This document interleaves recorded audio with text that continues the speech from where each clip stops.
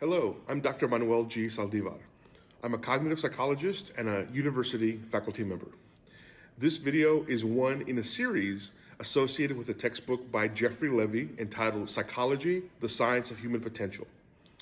This is a free open source textbook that's available for anyone to use. A link to this textbook can be found below this video in the description box. The purpose of this video is not to cover every single point in the textbook.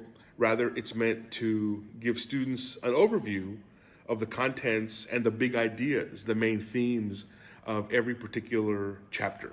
So let's get started.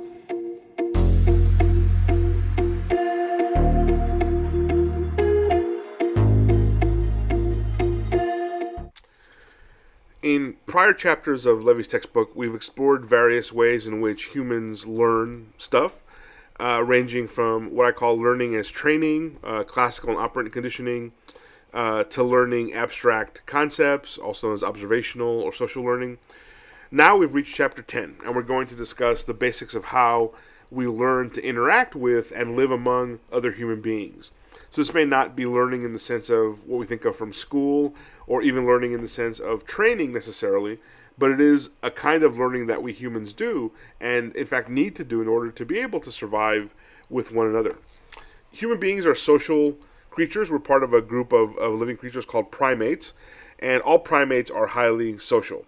Human beings and other primates typically don't have claws or fangs or talons like other kinds of living creatures. Bears in large part survive by being very big and tough, and other animals won't mess with them. Wolves are very tough, and they survive by hunting in packs. Leopards hunt by hiding in trees and falling down on prey that they're seeking to kill and eat. Humans and other primates survive ultimately by working together, by being part of groups that have some kind of shared purpose, like hunting, in order to allow us to survive. Chimpanzees are our closest living relative at this particular time in history, and they live in large family groups. And we know from research, archaeological research, anthropological research, even research into historical documents, that in ancient times, and even before historical times began, human beings tended to live in large family groups and did so for millions of years. When everyone in your life, everyone you see every day, people that you're likely to encounter in your village, in the area where you live, when all these folks are relatives, some maybe more closely related, some more distantly related, cousins or second, third cousins or whatever, but when basically everyone in your life, and again, this is how humans live for hundreds of thousands or millions of years. We lived in small groups where you basically were born into the group and you knew everybody and everybody knew you, and that was your life for all of your life. We have incentive in those situations to try and get along, right? Because if we're not getting along, we're going to create problems for ourselves, for the group, that can, in a worst case scenario, lead to the group's demise. Going back to nature versus nurture, in a nature sense, the instinct to cooperate and to get along with others, to live at peace with others, is literally part of our DNA because of evolutionary pressures. In a nurture sense, everyday life is made easier if we're living among people who have similar values, beliefs, similar traditions, speak the same language. Now, this is not to say, of course, that we can't live at peace or can't get along if we are living with people that maybe speak different languages, have different traditions.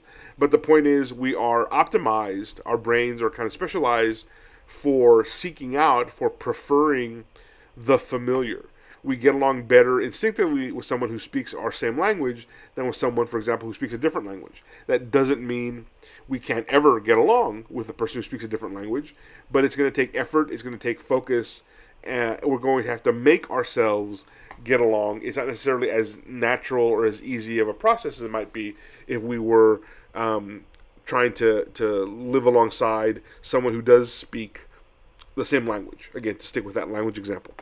Humans have evolved to live together, and because of that, we seek out or prefer or are more comfortable with, however you want to think of it, people that are similar to us. In Chapter 10, Levy outlines three major factors that teach us how to live together as humans. The first of these is compliance. Compliance is a change in a person's behavior in response to a direct need or desire. There's an example Levy gives in a textbook of young infants learning to nurse at their mother's breasts. Despite what you might think or maybe haven't realized or picked up from TV shows or movies, nursing a child, a mother nursing a child, can have a lot of complexity, and it doesn't just quote unquote come naturally. It does take some learning on both the part of the mother and the part of the infant in order to successfully breastfeed. And this is why bottle feeding was popular for a long time, because it's easier and less time intensive than breastfeeding.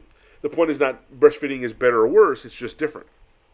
Compliance, as the textbook describes, an example of compliance is a mother might need to hold a child a certain way or want a child to be in a certain position in order for the child to breastfeed successfully.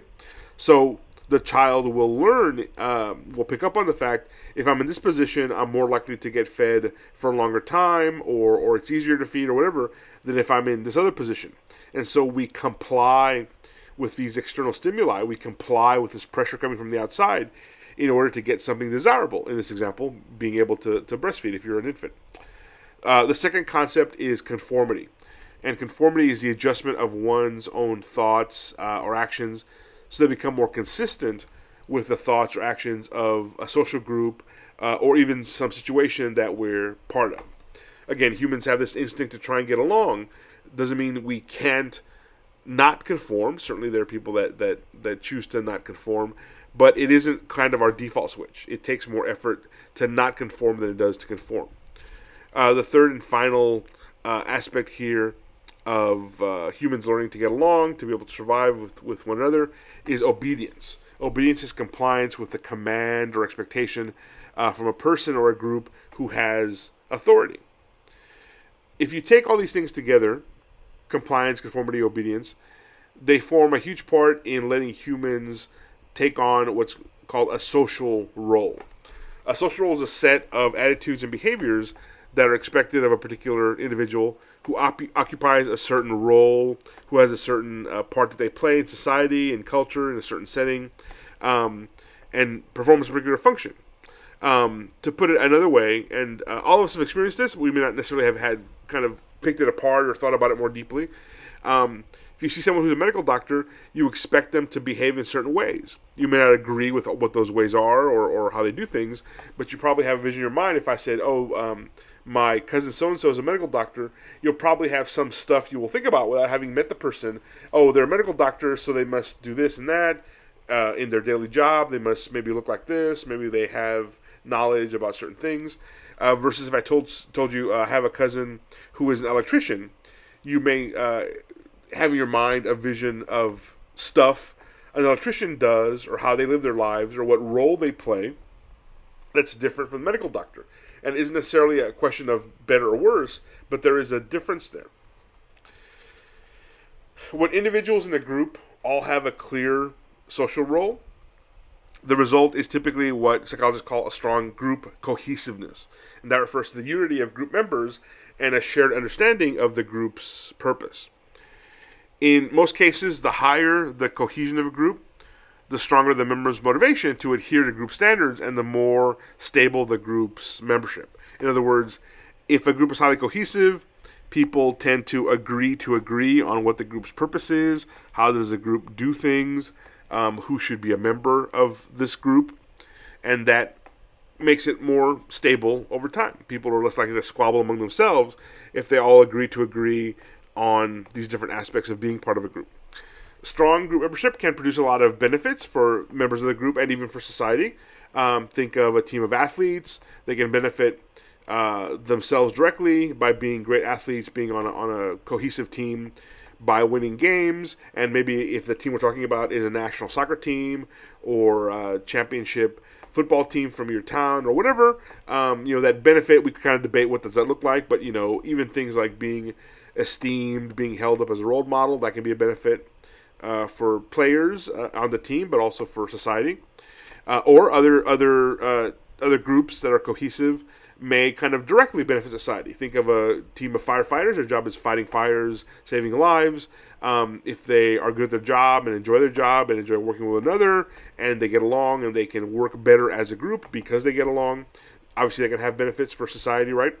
But there's also a dark side that can come with group membership.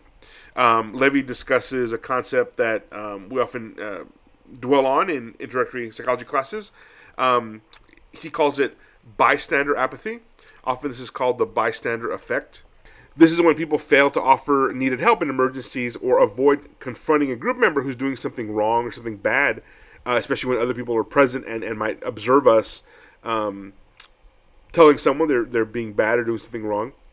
Because, again, humans' instinct is to get along, and especially if someone who's doing something wrong or we think is doing something wrong, something bad, is someone that we're close to, is a friend, someone we look up to, or even if they're just a member of the same group, and we may not consider them friends, but we may have to see them, work with them, deal with them on a regular basis, it can be awkward to kind of call out someone's behavior, even if you know in a moral or ethical sense that it's the right thing to do.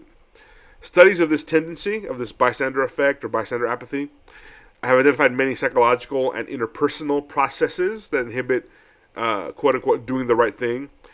These include passing responsibility to others. Okay, I'm a police officer and my partner is taking bribes. I know that's a bad thing, but I'm just a cop. I'm just a guy doing my job. I'll let my bosses, I'll let the chief of police or whoever worry about my partner or whoever taking bribes because that's not my concern. I'm not responsible. Sometimes, so that's one explanation for the bystander effect or bystander apathy. Other times, folks might convince themselves that they can't help. They're not capable of helping. They're not capable of changing the situation, or even that their help isn't needed. Okay, well, this bad thing happened. To go back to my police example, I saw my partner do something bad, but it's done. It's over. I can't go back and change the past, so it's happened, and I just have to move on. These are the ways in which we as humans try to sort of convince ourselves not to make waves, as we say, not to do things that can hurt group cohesion, because group cohesion is so important to us as human beings, as social creatures. The takeaway from this chapter is that millions of years of evolution have, specialized human beings have kind of hardwired our brains to want us to get along, to want our social groups to be strong and cohesive. And as we've described and shown some examples, this impulse to get along, this impulse to kind of support the group can have certainly positive outcomes, positive effects, but it can also have negative effects. It's important to understand how and why these things play out in the real world. That concludes today's video. I hope you've found this overview helpful for your own studies. Please don't forget to like and subscribe if you found this video useful. It really helps my YouTube channel grow.